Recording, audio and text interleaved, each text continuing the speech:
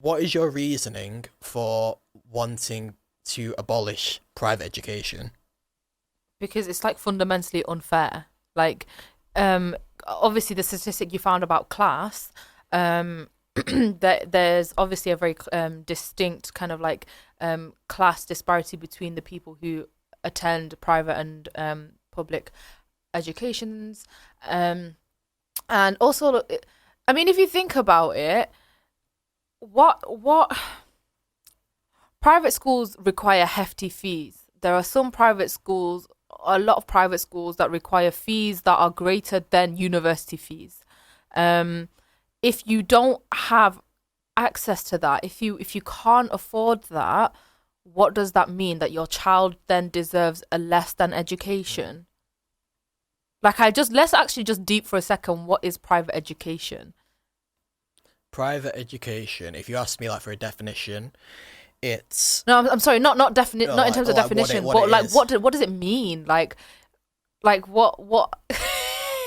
Just- It's paying for your kids to have a better So education. why is not every kid entitled to that? Why is Mm. that based on how much money you make? And by the way, like this whole thing is like steeped in the idea of meritocracy, right? Which is the idea that you good will come to you and fortune and success will come to you if you work hard. And the UK has a very metacritic oh my god, I can't talk today, I'm sorry guys. The UK has this mindset where they believe in meritocracy, where they believe that if you work hard you'll be successful Yeah. and flourish, and it's just not true. It's That's really basically the not true. American dream, isn't it? That's what it is, Basically, yeah. yeah. So if you even look at like how class exists in the first place, like if someone is not able to give their child like the best education possible, it's not even because that person doesn't want to, or that child, every child deserves it by the way, but it's not even that parent doesn't want to. They just can't because of the way that capitalism works. Like there's Mm. always gonna be the working class. Yeah. And I think that some people would, as like an argument to why private education should remain in place, would say, oh yeah, but there's bursary systems. But then even if bursary systems do exist, It's you're, token. yeah, it's token. And also it's like the majority of people are still going to be these people that can pay to go there, Yeah, basically. exactly. And it's like, and oh god, it's just annoying because it's like, give me the reason why what kids are given in private schools, that why kids in public school can't be given the same thing. Like why? Yeah. If we can do it for kids with money, why can't we do it for other kids? It's Yeah. possible. It's also like, I was thinking about this as well. I was thinking about, I was like thinking about potential arguments basically Yeah. as to why private education shouldn't be abolished or why you would be against it. Mm. And I started thinking, oh yeah, but aren't there some people who have so much untapped potential and that they aren't basically, they don't access that unless they go to private school. And then I thought, yeah, but then if private school wasn't a thing and all the money went into education, in public education, Mm-hmm. surely we'd be able to have everyone on a level playing field, Yeah, and it everyone needs would to be able to, universal. Exactly. yeah, everyone would be able, they'd get that support that they need because Yeah. they'd have access to the same Yeah, education. like you know what, when I asked that question before, what is private education? Let's deep for a second. The notion that a child is entitled to more resources, more help, a higher quality education, more extracurriculars, simply because their parents have more money. Is that not preposterous? Is that not preposterous?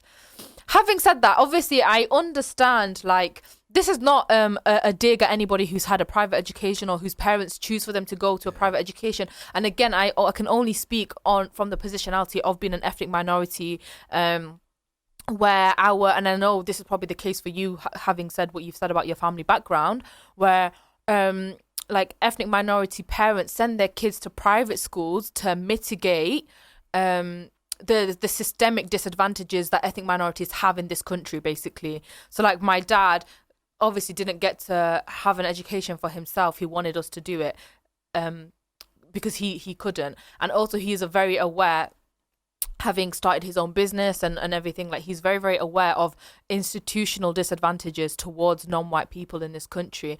And for him, it's all about, it's basically essentially playing the game, innit? Because it's like, even though you can fundamentally disagree against the note of what a private school is and what it stands for and what it means, you understand that your child still has to live in this capitalist structure, you know, in this capitalist world. And therefore, you have to prepare and give your child as much of a head start as possible, because you know that eventually when they get to these places and they get, you know, even when they grow up and get into workplaces, they will always just be at a systemic disadvantage, you know?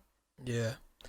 Yeah, this is my, like, because me and Bianca, like, literally 24, 23 years old, and already having debate about, like, kids and stuff like that. Yeah. But, like, I think I managed to, like, kind of bring her more onto my side now. But initially, she was very inclined towards private education because of the advantages it gives you, and because of the...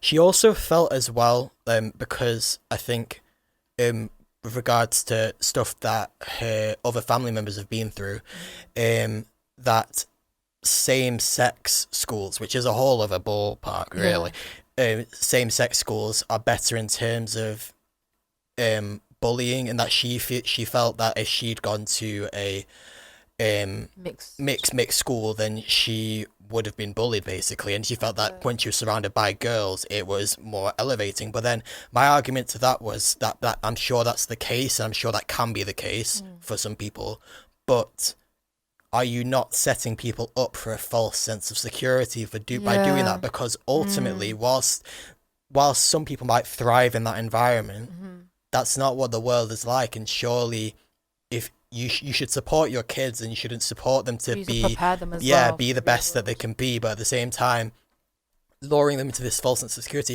And I think that's for everyone as well. I think a lot of, and I don't think this is necessarily a bad thing, because I think a lot of people do need the culture shock, but a lot of people would go to private school and feel really entitled. Like, I know one of the things that used to annoy me was at MGS, there's this constant saying, oh, top 5%, we're the top 5%. Like, I was literally like, no, like why?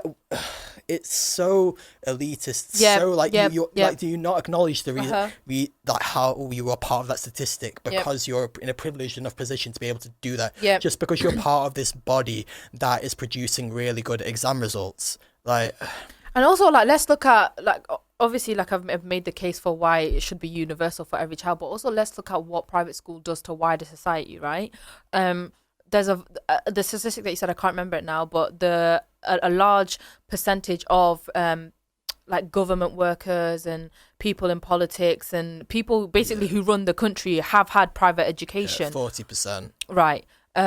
So also, like, the way that these schools, how many of our prime ministers went to, like, Eton or Harrow, like, basically those two schools, isn't it? Like, almost everyone. I'm pretty sure it is I think for some reason the statistic, like, apart from 2 is coming to mind. I don't know if that's true. I don't know if it's that's basically true, like almost everyone though. Yeah, like, I can say that with certainty.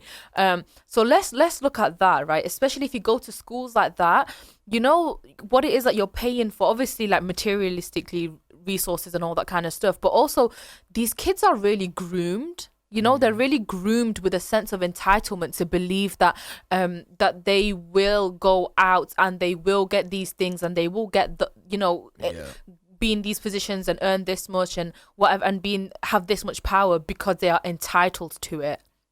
And I think that is really what's dangerous, because, you know, you spoke before about this false sense of identity. People who you know, have been exclusively in private education and whatever else, for the most part, you know, if their parents can afford them to be in private education for so long, they will come from relatively wealthy backgrounds. And I know this is me talking, like, more at the extreme end of the spectrum.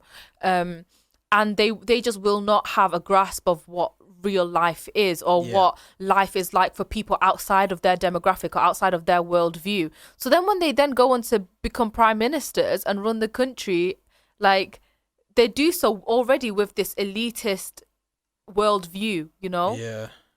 Which is so detrimental.